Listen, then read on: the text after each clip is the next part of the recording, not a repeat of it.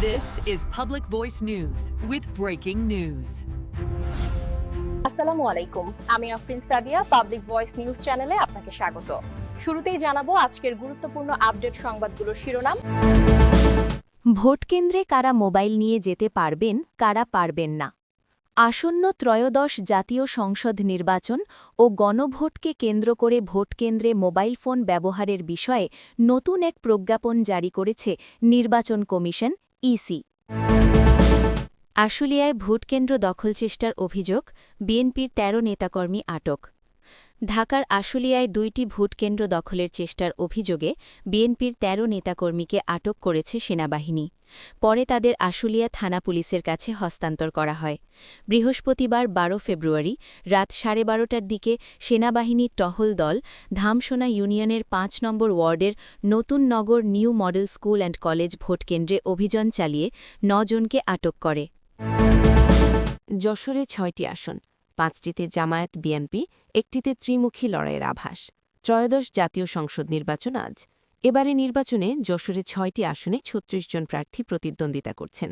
ভোটের মাঠে জামায়াত ইসলামী মনোনীত প্রার্থীদের সঙ্গে বিএনপি ও বিএনপির বিদ্রোহী প্রার্থীদের মধ্যেই মূল লড়াইয়ের আভাস মিলছে।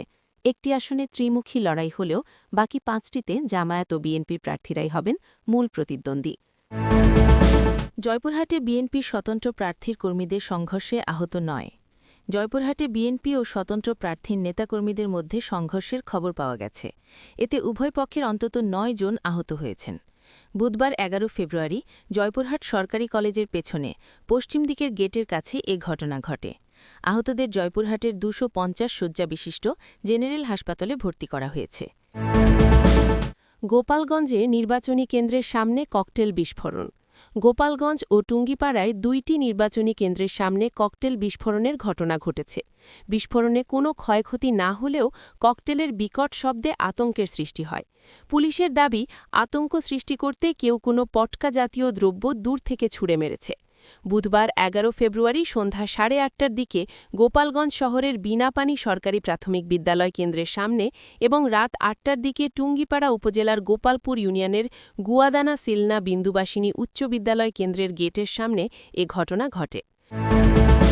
এই ছিল আজকের গুরুত্বপূর্ণ আলোচিত সংবাদের শিরোনামগুলো। এখন বিস্তারিত সংবাদে আসছি, তবে তার আগে অনুরোধ রইল ভিডিওতে একটি লাইক দিয়ে চ্যানেলটি সাবস্ক্রাইব করুন এবং কমেন্টে জানিয়ে দিন আপনি কোন জায়গা বা কোন দেশ থেকে আমাদের এই সংবাদটি দেখছেন। ভোটকেন্দ্রে কারা মোবাইল নিয়ে যেতে পারবেন, কারা পারবেন না। আসন্ন ত্রয়োদশ জাতীয় সংসদ নির্বাচন ও গণভোটকে কেন্দ্র করে ভোটকেন্দ্রে মোবাইল ফোন ব্যবহারের বিষয়ে নতুন এক প্রজ্ঞাপন জারি করেছে নির্বাচন কমিশন ইসি। মঙ্গলবার ১০ ফেব্রুয়ারি প্রকাশিত এই নির্দেশনায় জানানো হয়েছে যে ভোটার ও প্রার্থীসহ নির্ধারিত কিছু ব্যক্তি শর্তসাপেক্ষে কেন্দ্রে মোবাইল ফোন নিতে পারবেন। তবে ভোটের গোপনীয়তা রক্ষায় গোপন কক্ষে মোবাইল ফোন ব্যবহার বা ছবি তোলার ওপর কঠোর নিষেধাজ্ঞা আরোপ করা হয়েছে। নির্বাচন কমিশনের তথ্য অনুযায়ী ভোটকেন্দ্রে মোবাইল ফোন বহন করার অনুমতি পাবেন ভোটার, প্রতিদ্বন্দ্বী প্রার্থী এবং তাদের নির্বাচনী এজেন্টরা। তবে তারা কোনোভাবেই গোপন কক্ষে মোবাইল ফোন ব্যবহার করতে পারবেন না বা ব্যালট পেপারে সিল মারার কোনো ছবি বা ভিডিও করতে পারবেন না। এই নিয়ম লঙ্ঘন করা দণ্ডনীয় অপরাধ হিসেবে গণ্য হবে। এছাড়া প্রিজাইডিং অফিসার ও দায়িত্বপ্রাপ্ত পুলিশ ইনচার্জ শুধুমাত্র দাপ্তরিক প্রয়োজনে মোবাইল ফোন ব্যবহার করতে পারবেন। গণমাধ্যম কর্মী ও পর্যবেক্ষকদের ক্ষেত্রে ইসির নির্ধারিত নীতিমালা অনুসরণ করে মোবাইল ফোন ব্যবহারের সুযোগ রাখা হয়েছে। বিশেষ করে নির্বাচন সুরক্ষা ২০২৬ অ্যাপ্লিকেশন ব্যবহারকারী ২ জন আনসার সদস্যকেও ফোন ব্যবহারের অনুমতি দেওয়া হয়েছে। তবে পোলিং অফিসার, সহকারী প্রিজাইডিং অফিসার এবং আইনশৃঙ্খলা বাহিনীর সাধারণ সদস্যরা দায়িত্ব পালনকালে মোবাইল ফোন সাথে রাখতে পারবেন না। ইসি সচিবালয় জানিয়েছে, এর আগে মোবাইল ব্যবহারের ওপর যে কড়াকড়ি ছিল তা কিছুটা শিথিল করা হলেও গোপন কক্ষের নিরাপত্তা নিয়ে কোনো আপোষ করা হবে না। ভোট কেন্দ্রে স্বচ্ছতা নিশ্চিত করতে এবং তথ্য আদান-প্রদান সহজ করতেই এই নতুন প্রজ্ঞাপন জারি করা হয়েছে। আশুলিয়ায় ভোটকেন্দ্র দখল চেষ্টার অভিযোগ, বিএনপির ১৩ নেতাকর্মী আটক। ঢাকার আশুলিয়ায় ২টি ভোটকেন্দ্র দখলের চেষ্টার অভিযোগে বিএনপির ১৩ নেতাকর্মীকে আটক করেছে সেনাবাহিনী। পরে তাদের আশুলিয়া থানা পুলিশের কাছে হস্তান্তর করা হয়। বৃহস্পতিবার ১২ ফেব্রুয়ারি রাত ১২:৩০টার দিকে সেনাবাহিনীর টহল দল ধামসোনা ইউনিয়নের ৫ নম্বর ওয়ার্ডের নতুন নগর new model school and college ভোটকেন্দ্রে অভিযান চালিয়ে ৯ জনকে আটক করে। আটককৃতরা হলেন আশুলিয়া থানাধীন মধুপুর এলাকার শামসুল হকের ছেলে আব্দুর রহমান ৪২, বশির উদ্দিন বেপারীর ছেলে মোহাম্মদ শাহজাহান বেপারী ৬৪, ইয়াকুব আলীর ছেলে মোহাম্মদ সরোয়ার ৫২, শাহজাহান বেপারীর ছেলে মোহাম্মদ জুলহাস উদ্দিন ২৪, মোহাম্মদ বাবুল হোসেনের ছেলে মোহাম্মদ সুমন ২৩, আহম্মদ আলীর ছেলে মোহাম্মদ সুজন ২০, মোহাম্মদ তাইজুল ইসলামের ছেলে মোহাম্মদ শাহিনুর ইসলাম ৩০, আখতার হোসেনের ছেলে মোহাম্মদ সুমন ৩৬ এবং গোপীপাড়া এলাকার দানেজ আলী শেখের ছেলে মোহাম্মদ নুরুল ইসলাম ৩৫। তারা সবাই বিএনপি মনোনীত প্রার্থী ডাক্তার দেওয়ান মোহাম্মদ সালাউদ্দিন বাবুর সমর্থক বলে জানা গেছে। এদিকে একই সময়ে ধামসোনা ইউনিয়নের ৯ নম্বর ওয়ার্ডের নলাম ভোটকেন্দ্রে পৃথক অভিযানে আরও ৪ জনকে আটক করা হয়। আটককৃতরা হলেন নলাম বাগবাড়ি এলাকার ইউসুফ আলীর ছেলে মোহাম্মদ মন্টু মিয়া ৩৫, নলাম পানপাড়া এলাকার মোহাম্মদ আলী হোসেনের ছেলে মোহাম্মদ জুয়েল মিয়া ৩৬, একই এলাকার লোকমান হোসেনের ছেলে কবির হোসেন ৩৭ এবং মজিদ বেপারীর ছেলে রাকিব হোসেন ৩৯। তারাও একই প্রার্থীর সমর্থক বলে জানিয়েছে আইন শৃঙ্খলা বাহিনী।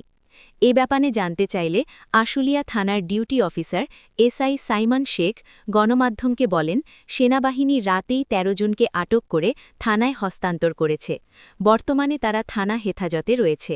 যাচাই বাছাই শেষে ঊর্ধ্বতন কর্তৃপক্ষের সিদ্ধান্ত অনুযায়ী তাদের বিরুদ্ধে প্রয়োজনীয় আইনগত ব্যবস্থা নেওয়া হবে। নির্বাচনী পরিবেশ স্বাভাবিক রাখতে এলাকায় সেনাবাহিনী ও পুলিশের টহল জোরদার রয়েছে বলে সংশ্লিষ্ট সূত্রে জানা গেছে। যশোরে ৬টি আসন, ৫টিতে জামায়াত বিএনপি, একটিতে ত্রিমুখী লড়াইয়ের আভাস। ত্রয়োদশ জাতীয় সংসদ নির্বাচন আজ। এবারে নির্বাচনে যশোরে ৬টি আসনে ৩৬ জন প্রার্থী প্রতিদ্বন্দ্বিতা করছেন। ভোটের মাঠে জামায়াত ইসলামী মনোনীত প্রার্থীদের সঙ্গে বিএনপি ও বিএনপির বিদ্রোহী প্রার্থীদের মধ্যেই মূল লড়াইয়ের আভাস মিলছে। একটি আসনে ত্রিমুখী লড়াই হলেও বাকি ৫টিতে জামায়াত ও বিএনপির প্রার্থীরাই হবেন মূল প্রতিদ্বন্দ্বী। জেলায় ২৪,৭১,৯০৫ জন ভোটার তাদের পছন্দের প্রার্থীকে নির্বাচিত করার সুযোগ পাবেন।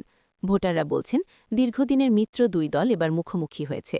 দীর্ঘদিনের প্রতিপক্ষ আওয়ামী লীগ কার্যক্রম নিষিদ্ধ, নির্বাচনের বাইরে থাকায় ভোটের সমীকরণ বদলে গেছে। জুলাই অভ্যুত্থান পরবর্তী বাংলাদেশে জেলার ৬টি আসনের ফলাফল নির্ধারণে বড় ফ্যাক্ট হিসেবে কাজ করবে আওয়ামী সমর্থক ও ধর্মীয় সংখ্যালঘু ভোট। যশোর ১ শার্শা আসনে প্রতিদ্বন্দ্বিতা করছেন ৪ প্রার্থী। এর মধ্যে জামায়াত ইসলামী মনোনীত দাড়িপাল্লা প্রতীকের প্রার্থী মোহাম্মদ আজিজুর রহমান, বিএনপি মনোনীত ধানের শীষের প্রার্থী নুরুজ্জামান লিটন, জাতীয় পার্টির জাহাঙ্গীর আলম চঞ্চল লাঙ্গল ও ইসলামী আন্দোলন বাংলাদেশের বখতিয়ার রহমান হাতপাখা।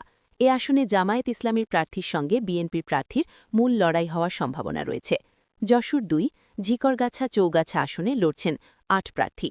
তারা হলেন জামায়াত ইসলামীর ডাক্তার মোসলেউদ্দিন ফরিদ দাড়িপাল্লা, বিএনপির প্রার্থী সাবিরা সুলতানা ধানের শীষ, স্বতন্ত্র মেহেদি হাসান ফুটবল, ইসলামী আন্দোলন বাংলাদেশের ইদ্রিস আলী হাতপাখা, বাংলাদেশ ন্যাশনালিস্ট ফ্রন্টের শামসুল হক টেলিভিশন, বাংলাদেশের সমাজতান্ত্রিক দলের বাসদের ইমরান খান মই, আমার বাংলাদেশ পার্টি এবি পার্টির রিপন মাহমুদ ইগল ও স্বতন্ত্র প্রার্থী জহিরুল ইসলাম ঘোড়া প্রতীক নিয়ে নির্বাচনে অংশগ্রহণ করছেন। এ আসনে জামায়াত ও বিএনপি প্রার্থীর মধ্যে মূল লড়াই হওয়ার সম্ভাবনা বলছেন ভোটাররা। এ আসনে বিএনপির বিদ্রোহী প্রার্থী চৌগাছা উপজেলা বিএনপির সাবেক সভাপতি জহুরুল ইসলাম নির্বাচন থেকে সরে যাওয়ার ঘোষণা দিলেও ব্যালটে তার নাম ও প্রতীক থাকছে। ফলে বিএনপি ঘরনার কিছু ভোট জহুরুলের ব্যালট বাক্সেও পড়তে পারে। যশোর ৩ সদর আসনে ৬ প্রার্থী প্রতিদ্বন্দ্বিতা করছেন। বিএনপির প্রার্থী অনিন্দ ইসলাম অমিত ধানের শীষ, জামায়াতের আব্দুল কাদের দাড়িপাল্লা, জাতীয় পার্টির খবির গাজী লাঙ্গল, বাংলাদেশের কমিউনিস্ট পার্টি সিপিবির রাশেদ খান কাস্তে, ইসলামী আন্দোলন বাংলাদেশের মোহাম্মদ সোয়াইব হোসেন হাতপাখা, জাতীয় গণতান্ত্রিক পার্টি জাগবার নিজামুদ্দিন অমিত চশমা প্রতীক নিয়ে লড়ছেন। এ আসনে বিএনপির অনিন্দ ইসলাম অমিত ও জামায়াতের আব্দুল কাদেরের মধ্যে লড়াইয়ের আভাস মিলছে। যশোর ৪ বাঘারপাড়া অভয়নগর আসনে বিএনপি মনোনীত ধানের শীষের প্রার্থী মতিয়ার রহমান ফারাজি, জামায়াতের গোলাম রসুল দাড়িপাল্লা, স্বতন্ত্র প্রার্থী এম নাজিমুদ্দিন আল আজাদ মোটরসাইকেল, জাতীয় পার্টির জহুরুল হক লাঙ্গুল, বাংলাদেশ মাইনরিটি জনতা পার্টির সুকৃতি কুমার মণ্ডল রকেট, ইসলামী আন্দোলন বাংলাদেশের বাইজিদ হোসেন হাতপাখা, খেলাফত মজলিসের আশেক এলাহি দেয়ালঘড়ি প্রতীক নিয়ে মোট ৭ জন এই নির্বাচনে অংশগ্রহণ করছেন। এ আসনে জামায়াত ইসলামীর গোলাম রসুল ও বিএনপির মতিয়ার রহমান ফারাজির মধ্যে মূল প্রতিদ্বন্দ্বিতা হবে। যশোর ৫ মনিরামপুর আসনে ৬ জন প্রার্থী রয়েছেন। এর মধ্যে জামায়াত ইসলামী মনোনীত গাজী এনামুল হক, বিএনপির বহিষ্কৃত নেতা স্বতন্ত্র প্রার্থী শহীদ মুহাম্মদ ইকবাল হোসেন কলস, বিএনপি মনোনীত ধানের শীষের প্রার্থী রশিদ আহমদ, ইসলামী আন্দোলন বাংলাদেশের প্রার্থী জয়নাল আবেদিন হাতপাখা, জাতীয় গণতান্ত্রিক পার্টির নিজামুদ্দিন অমিত চশমা প্রতীক নিয়ে লড়ছেন। এখানে জামায়াত, বিএনপি ও বিএনপির বিদ্রোহী প্রার্থীর মধ্যে ত্রিমুখী লড়াইয়ের সম্ভাবনা রয়েছে। যশোর ৬ কেশবপুর আসনে ৫ জন প্রার্থী লড়ছেন।